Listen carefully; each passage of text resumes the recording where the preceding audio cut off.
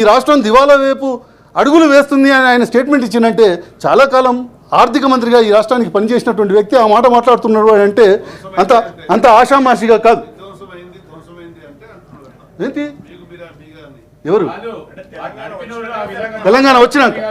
తెలంగాణ వచ్చినాక అధిక కాలం పాటు మీ పార్టీలో పనిచేసినటువంటి వ్యక్తి ఈరోజు మీ పార్టీలో లేనటువంటి ఫైనాన్స్ మినిస్టరు నిన్న స్పష్టమైనటువంటి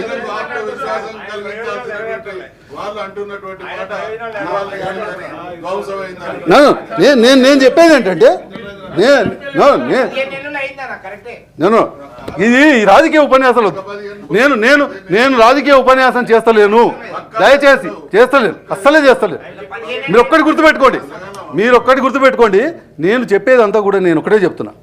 నేను అనేటువంటిది ఏంటంటే ఏ రంగాల్లో ఆదాయం పెంపొందించుకునేటువంటి అవకాశం ఉందో దానిపైన దృష్టి పెట్టండి. ఏ రంగాలపైన ఏది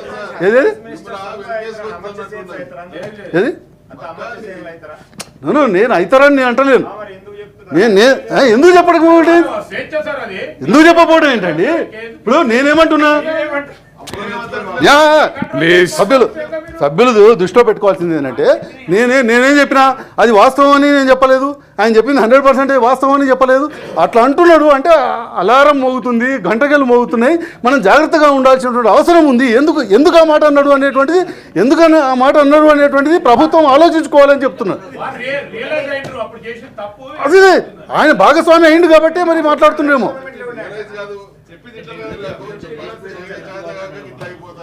ఇప్పుడు ఆయన ఏ యాంగిల్లో చెప్పినరో తెలియదు, కానీ ఆయన ఏ యాంగిల్లో చెప్పినా కూడా ఈ రోజు ఉన్నటువంటి ప్రభుత్వం అయితే ఖచ్చితంగా ఏ యాంగిల్లో చెప్పినా అనేటువంటి ఆలోచన చేయాల్సినటువంటి అవసరం అయితే ఖచ్చితంగా ఉంది.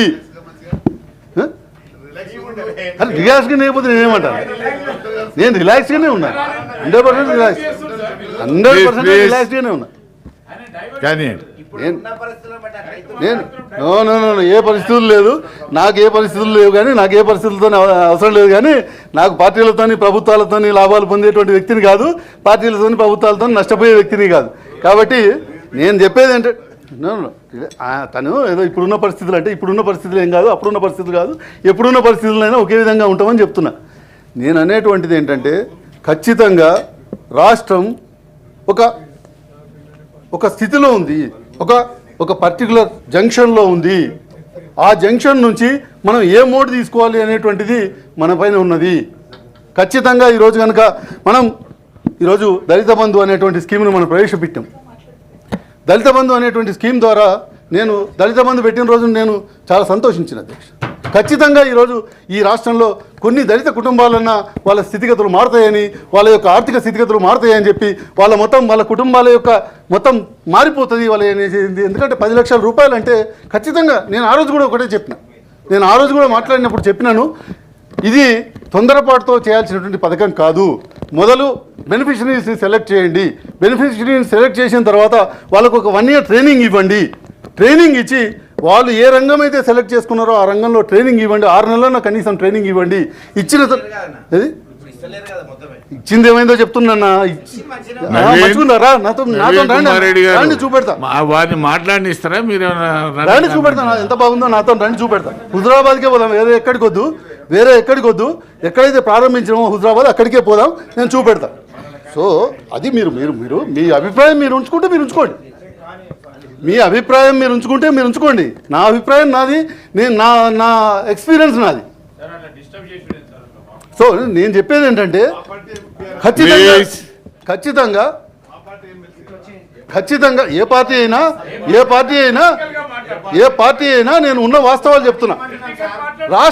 రాష్ట్రంలో ఉన్నటువంటి పరిస్థితులు చెప్తున్నా. నేను ఈ పార్టీ ఆ పార్టీ కాదు, రాష్ట్రంలో ఉన్నటువంటి పరిస్థితులు చెప్తున్నాను.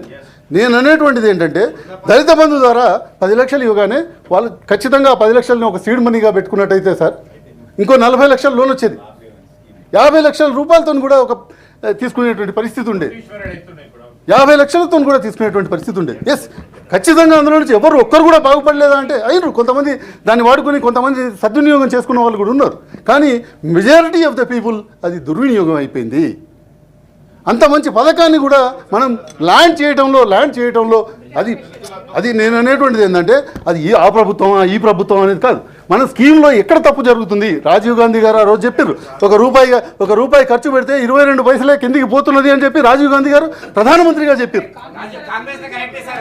ఇది కాంగ్రెస్ ఇక్కడ శివబాబు గారు మంత్రి గారు నేను చెప్పేది ఏంటంటే నేను గౌరవ సభ్యుల్ని నేను కోరేది ఏంటంటే రేపు ఎలక్షన్ లేదు, రేపు ఎలక్షన్ లేదు. మనమందరూ వాస్తవాలు మాట్లాడుకుందాం, వాస్తవ పరిస్థితులు మాట్లాడుకుందాం. ఈ ప్రభుత్వందైనా ఆ ప్రభుత్వందైనా గ్రౌండ్లో రియాలిటీ ఏంటిదనేది మాట్లాడుకుందాం. గ్రౌండ్లో రియాలిటీ మాట్లాడుకుని ఈరోజు మా అన్న రమణన్న ఇప్పటివరకు పద్మశాలికి సంబంధించినటువంటి విషయాలు చెప్పారు. నిజంగానే 10 ఏళ్ళు కనుక మొత్తం పద్మశాలిలో మారిపోచ్చినట్టయితే ఇంకా మళ్ళీ రమణన్న మాట్లాడాల్సిందేది, నేను మాట్లాడాల్సిందేది, ఇంకోరు మాట్లాడాల్సిన అవసరం ఇట్లా వచ్చింది. నేను అనేది ఎప్పుడు 70 ఏళ్ళ నుంచి ఏం చేయలేదా, లేకపోతే చేస్తూనే ఉన్నాం. 75 సంవత్సరాలుగా కూడా ప్రతి సంఘంలో కూడా ఖర్చు పెడుతూనే ఉన్నాం. కానీ ఆ ఖర్చు ద్వారా ఏం అవుట్పుట్ మనకు వచ్చింది అనేది ఇంపార్టెంట్. ఈ రోజు ఇన్కమ్ 3,59,000 చూపెట్టారు దీంట్లో. మరి 3,59,000 పర్ క్యాపిటా ఇన్కమ్ ఉన్న తర్వాత 90 లక్షల మంది ఎక్కడ ఉంది? 90 లక్షల మంది బీపీఎల్ లో ఉన్న తర్వాత 3,50,000 ఎటువంటిది కరెక్ట్ కాదు. పర్ క్యాపిటా ఇన్కమ్ జీవన ప్రమాణాలను కాదు, పర్ క్యాపిటా ఇన్కమ్ జీవన ప్రమాణాలని చెప్పదు, పర్